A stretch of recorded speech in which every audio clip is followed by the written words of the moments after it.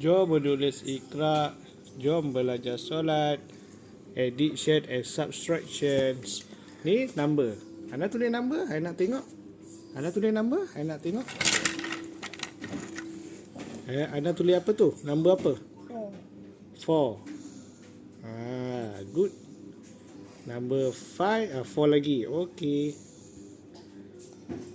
Tulis betul-betul Tulis cantik-cantik. 4, 4, 4. 5. 2 plus 2 apa? 2 plus 2. 2 plus 2 equal to 4. Okey, To tulis number 5 pula. Number 5. 1, 2, 3, 4, 5. Mana tengok?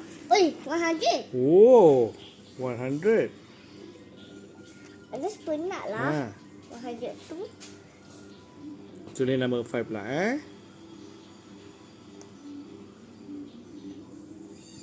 Wah, good.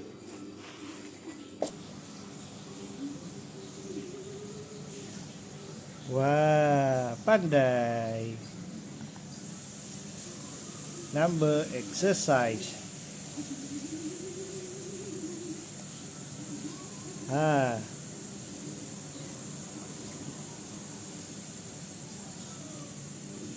Okey. Yang bestnya dengan pen ni,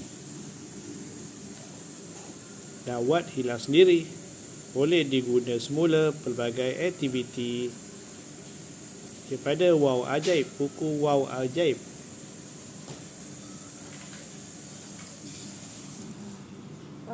One, two, three, four.